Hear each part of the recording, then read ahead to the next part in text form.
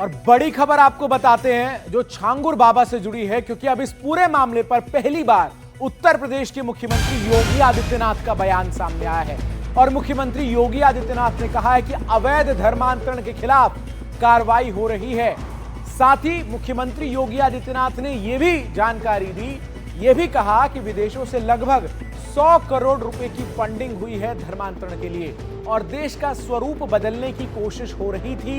ये मुख्यमंत्री योगी आदित्यनाथ कहते नजर आए। धर्मांतरण के लिए विदेश से पैसा आ रहा है।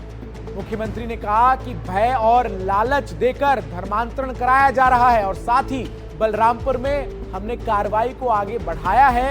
यह भी मुख्यमंत्री योगी आदित्यनाथ की तरफ से दो टूक कहा गया है। क्या कुछ कहा है उत्तर प्रदेश के मुख्यमंत्री योगी आदित्यनाथ ने, एक बार आपको सुनवाते हैं।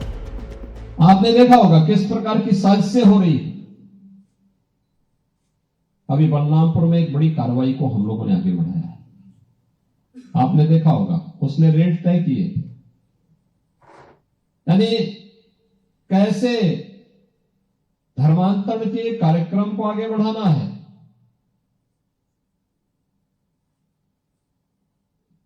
हिंदुओं में, ब्राह्मण में, क्षत्रिय में, सिखों में,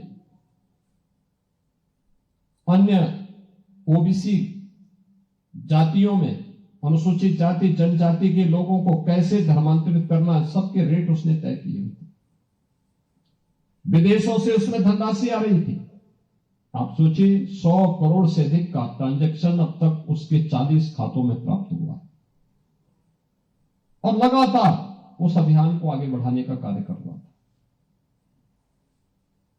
ये लोग किस रूप में देश का स्वरूप बिगाड़ने का काम कर रहे हैं। परिस्थितियां बदली है। उद्देश्य उनका वही है जो उस समय था। हां, काम का तरीका उन्होंने बदला है और हमें इसके प्रति सतर्क होना पड़ेगा। बलरामपुर जिले में छांगुर बाबा उर्फ जमालुद्दीन को लेकर अब एक और नया खुलासा हुआ है। छांगुर बाबा सिर्फ धर्मांतरण नहीं कराता था, बल्कि वो लोगों की जमीनों पर भी अवैध कब्जा करता था। एक विधवा महिला रहबरी खातून रब्बानी ने पुलिस को इसकी जानकारी दी है कि छांगुर बाबा और उसके गिरोह ने न सिर्फ जबरन जमीन कब्जा करने की कोशिश की, बल्कि घर पर ताला भी लगा दिया। तो अब तक जिस छांगुर बाबा की पहचान जो है वो धर्मांतरण के लिए हो रही थी, अब उसके नए कारनामों का भी खुलासा हो रहा है और कैसे वो लोगों की जमीनों पर अवैध कब्जा करता था, इसकी भी अब जो जानकारियां हैं वो सामने आ रही हैं। जमीन कब्जा कर रहे थे ये लोग, तो क्या कहते थे, आते थे तो क्या कहते थे? कहा थे कि हमें पूरा दे दियो। छांगुर बाबा मोहम्मद अहमद रुपया लगावत रहे, वही तरफ रहे, उन्हीं सब के तरफ जमीन आपके हथियाने का प्लान? हाँ, हथियाने के प्लान। ये एक आरोप लगा है रज़ाक मुस्तफा आप लोगों पे, और जो है हाँ, ये आरोप लगा है।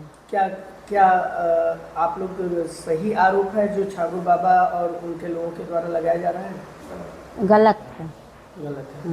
कभी मारपीट भी हुई आप लोगों से? हाँ, मारपीट की है। हाँ, मारपीट के ताला लगा दिए घर में। किसके घर में? हमारे घर में, वो घर में है। ये घर नहीं बना था, ये वही नया घर बना है। रणवीर मेरे सहयोगी अधिक अपडेट्स के साथ इस वक्त मेरे साथ लाइव जुड़ रहे हैं। रणवीर, ये जो जलालुद्दीन है, अब तक इसके धर्मांतरण के ही मामले सामने आ रहे थे, लेकिन जैसे अवैध संपत्तियों पर बुलडोजर चला है और अब एक एक करके वो तमाम लोग भी सामने आ रहे हैं जो इस बात की गवाही दे रहे हैं कि आखिर धर्मांतरण की आड़ में अवैध संपत्ति और दूसरों के घरों पर कब्जा करने का जो एक रैकेट चला रहा था ये जलालुद्दीन, उसका भी अब पर्दाफाश होता नजर आ रहा है। देखिए, यूपी पुलिस ने पहले एक बात साफ की थी कि स्थानीय स्तर के अधिकारियों में इसकी बहुत अच्छी पैठ थी। बहुत से ऐसे कर्मचारी अधिकारी थे जो इसके प्रभाव में थे और इस वजह से इसके खिलाफ कोई शिकायतें जाती भी थी तो उस पर सुनवाई नहीं होती थी। और ऐसी ही एक महिला है डॉक्टर रब्बानी की पत्नी, जो अभी कैमरा के सामने है। उन्होंने बताया कि उनकी जमीन कब्जाने की कोशिश थी। इसी तरह से और भी अभी धीरे धीरे मामले खुलेंगे, क्योंकि छांगुर के डर से अब तक कोई या तो सामने आता नहीं था, और आता भी था तो उसकी आवाज को दबा दिया जाता था। अब चूंकि छांगुर एटीएस की कस्टडी में है, उसके सहयोगी कस्टडी में है, लगातार कार्रवाइयां चल रही हैं, उससे जुड़े जो जो लोग उसके गिरोह में शामिल थे उनको तलाशने की कोशिश हो रही है, इसलिए जो लोग पीड़ित थे वो अब धीरे धीरे सामने आना शुरू हो रहे हैं। और ऐसी ही एक रब्बानी जी की पत्नी और उतरौला इलाका, जो कि बलरामपुर का वो इलाका है जहां पर सबसे महंगी जमीन यानी सबसे बड़ी जमीन जो थी वो डॉक्टर रब्बानी की थी, और उसी जमीन पर कब्जे का आरोप छांगुर बाबा और उसके सहयोगियों पर लगा है।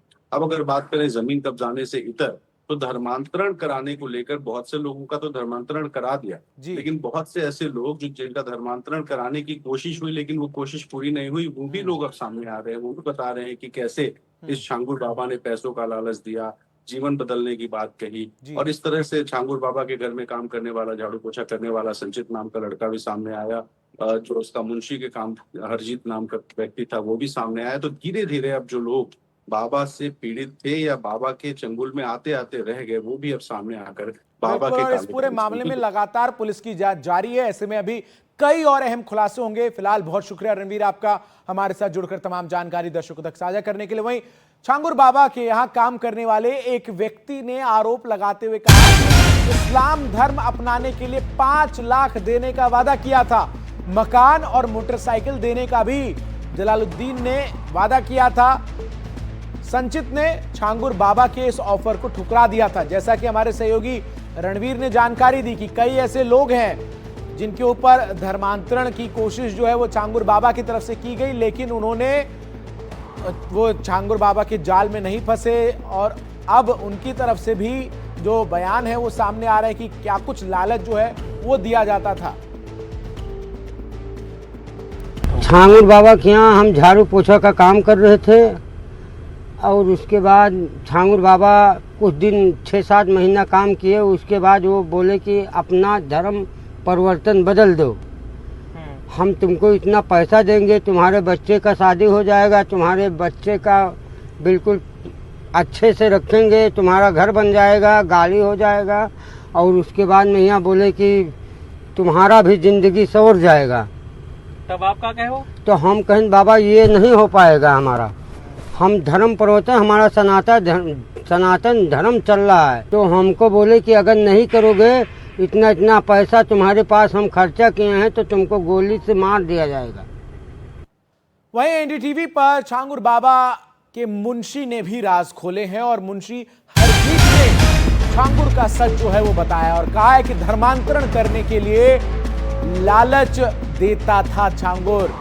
तो आपको बता दें कि छांगुर बाबा का सच अब उसके मुंशी की तरफ से भी बताया गया है। क्या कुछ कहा है उसके मुंशी ने, ये भी आपको सुनवाएंगे कि आखिर किस तरीके से धर्मांतरण का ये पूरा रैकेट जो है वो जलालुद्दीन चला रहा था, और इस रैकेट में वो अपने साथ कई लोगों को शामिल किए हुए था, और उन लोगों के जरिए ही वो सभी को प्रभावित कर रहा था कि धर्मांतरण जो है वो कराएं। इसके लिए वो पैसों का लालच से लेकर घर, जमीन, गाड़ी तक का लालच जो है वो देता था।